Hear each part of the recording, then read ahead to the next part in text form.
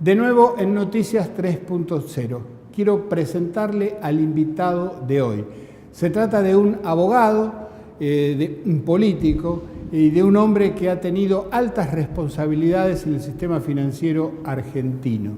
Le quiero presentar a Pedro Vizcay. Bienvenido, Pedro. ¿Qué tal, Julio? ¿Cómo estás? ¿Cómo Gracias estás? por invitarme. Pedro Vizcay fue, le explico a los televidentes, miembro del director del Banco Central y permaneció como director del Banco Central después de la asunción de las nuevas autoridades en el 2015, durante un tiempo hasta que su permanencia se convirtió casi en imposible y se vio obligado a renunciar.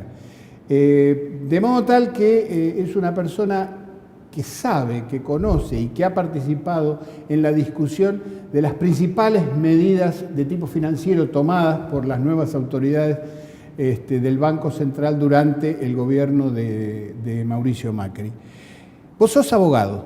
Yo soy abogado, así es. ¿Y cómo Julio, es tu vinculación con el mundo de las finanzas? Mirá, la vinculación nace a partir de hace muchos años, yo me dedicaba a trabajar con un abogado penalista, Ajá.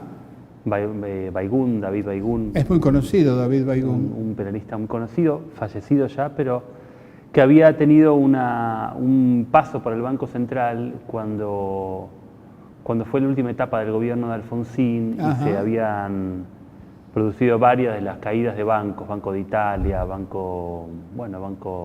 un banco Alas había. El Banco Alas, el Banco Integrado Regional, diferentes Exacto. bancos que formaban parte de la estructura financiera de los años 80 y que a través de diferentes medidas vinculadas con financiaciones espurias tomadas en el sistema financiero habían provocado una enorme pérdida para el sistema financiero. Ajá.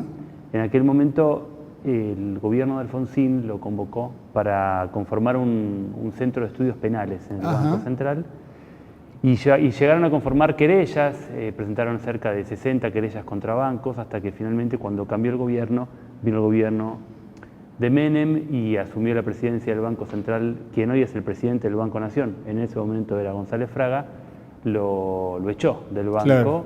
Por el enorme grado de presión que generaba la persecución penal de los delitos bancarios en un sistema financiero que estaba pensado en ese momento ya para la especulación financiera con altos grados de ilicitud, que es el sistema financiero de la reforma financiera de la dictadura cívico-militar en adelante.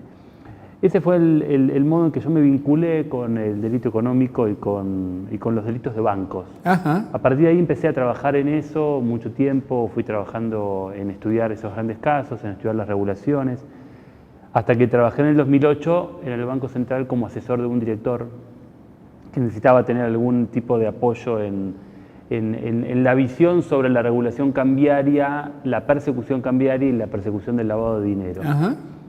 Estuve ahí también un tiempo y luego trabajé en la Comisión de Valores con Alejandro Banoli. Con Alejandro Banoli, claro. También con temas de regulación financiera y bueno, finalmente eso hizo que en un contexto muy particular de la Argentina, del año 2014, con la salida de Fábrega del Banco Central, Cristina decide tomar riendas fuertes en el asunto, lo convoca Banoli desarrolla un programa de una fuerte orientación del crédito y una fuerte política de supervisión financiera y me convocan a mí a formar parte del directorio del banco. Desde esta mirada, desde una mirada que tenía que ver fundamentalmente con la regulación y con el estudio de los abusos de mercado y los abusos financieros que están presentes cotidianamente en la plaza financiera. Claro. ¿Cuáles fueron los puntos que cambiaron centralmente en la nueva administración? El 2015 el Banco Central tenía una política muy clara, entre el 2014 y el 2015, mejor dicho, una política muy clara de fijación de tasas de interés con techos y con pisos, tasas máximas para evitar políticas de crédito muy usurarias, claro, y tasas de interés pasivas para estimular el ahorro mediante el incentivo al depósito de los dineros del público.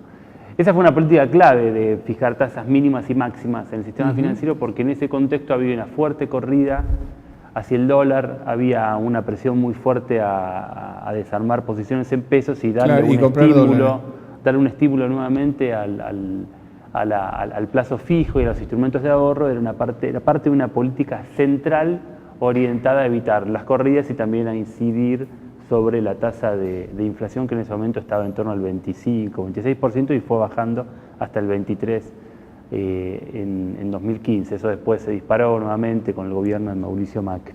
Esa era parte de una línea central, un pilar fundamental. De una política, digamos. En la otra pata de esa política tenía que ver con regular el mercado de cambios. Argentina históricamente reguló el mercado de cambios, históricamente lo hizo, obviamente que con marchas, contramarchas.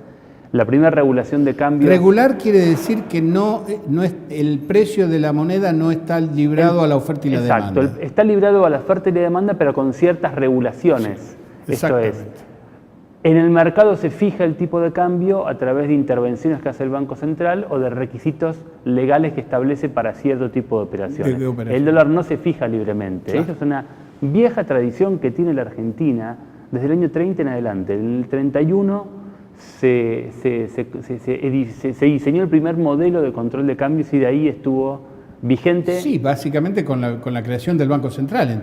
El Banco Central se crea en el 35, pero justamente parte de la creación del Central está asociada a la creación de la primera oficina de cambios, incluso durante el 35, 36 y 37, funcionan al unísono la oficina de cambios que estaba en el Ministerio de Hacienda y el Banco Central.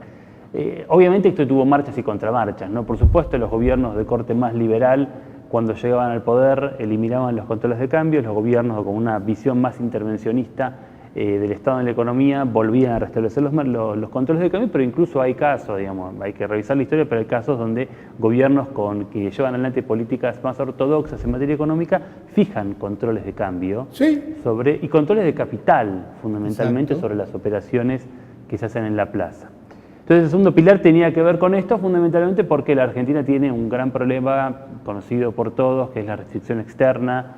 Esto es un problema irresuelto en la Argentina, va a haber que atacarlo en algún momento definitivamente, pero el gran problema de la Argentina tiene que ver con esto y con, obviamente, la fuga de capitales. Definí restricción externa. Bueno, la restricción externa se produce cuando en la Argentina las importaciones empiezan a crecer más rápido que las exportaciones y se genera un cuello de botella en los compromisos internacionales que hay con el resto del mundo. Entonces, si tu fuente de ingreso de dólares viene en las exportaciones y las exportaciones empiezan a crecer a una tasa que está por debajo de la tasa de crecimiento de las importaciones, lo que tenés que pagar es más alto de lo que te entra por el lado de las exportaciones, y tenés ahí el famoso déficit comercial o el déficit de la balanza de pagos.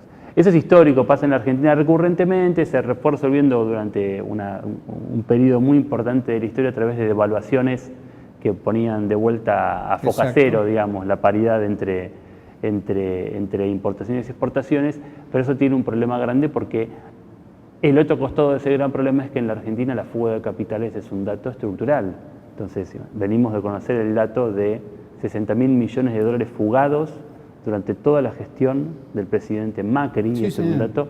Yo me acuerdo cuando discutíamos esto en el Central, en la época de Sturzenegger, que yo les decía, pero ustedes están liberando todos los controles de capital bajo la excusa de liberar el cepo cambiario, que era una política minúscula dentro de una política muy compleja de controles sobre ingresos y salida de divisas. Vos decías eso en las reuniones. Yo les decía esto, y lo que van a provocar es un aumento de la fuga de capitales que va a derivar finalmente en un colapso de la economía argentina. Y esto es lo que pasó.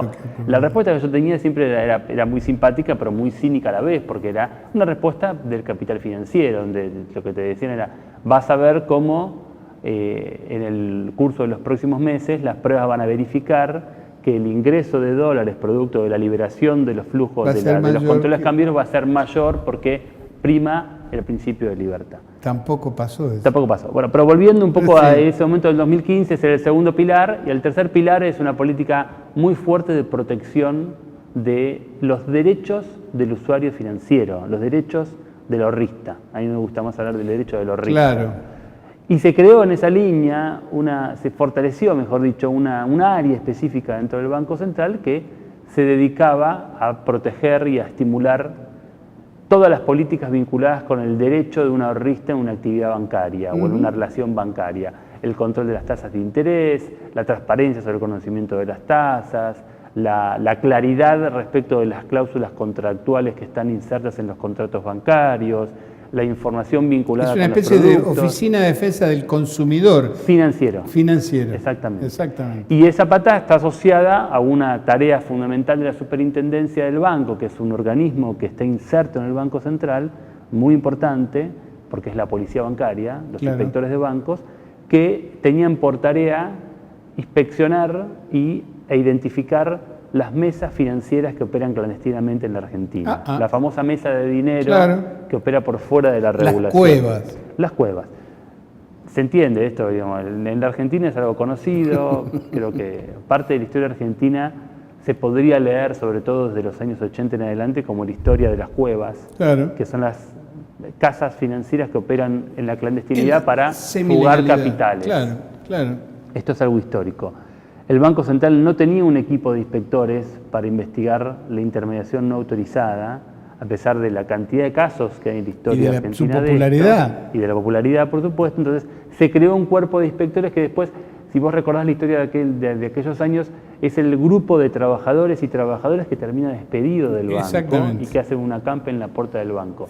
Todos esos funcionarios venían de trabajar en la conformación de los equipos vinculados a la persecución y a la identificación de las mesas de dinero clandestina, las famosas cuevas financieras y cambiarias, ¿no? Ese fue un poco el cariz de las diferentes pilares de funcionamiento de un modelo y de un modelo que tenía como objetivo conducir el sistema financiero hacia una orientación de servicios públicos, fundamentalmente.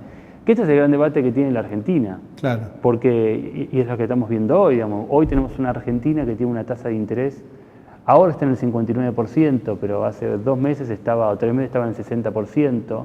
Igualmente es una tasa de interés que destruye la economía. Es imposible ninguna economía funcionar con esa tasa. Y ahora está claro que no hay economía productiva que pueda subsistir y funcionar y crecer y expandirse si el grado de especulación financiera que tiene la economía aplasta todas las actividades económicas. Entonces, esto es lo que hemos visto y creo que en este último tiempo quedó muy a las claras que un modelo de libertad financiera absoluta solo promueve la especulación. La especulación. Pedro, después vamos a conversar, después de la pausa, sobre cuál sería una política financiera de un banco central en las condiciones de una política de desarrollo industrial, de distribución del ingreso, etcétera. Pero lo hacemos después de la pausa. Estamos conversando con Pedro Vizcay, abogado, experto en temas financieros, ex director del Banco Central. Ya venimos en Noticias 3.0.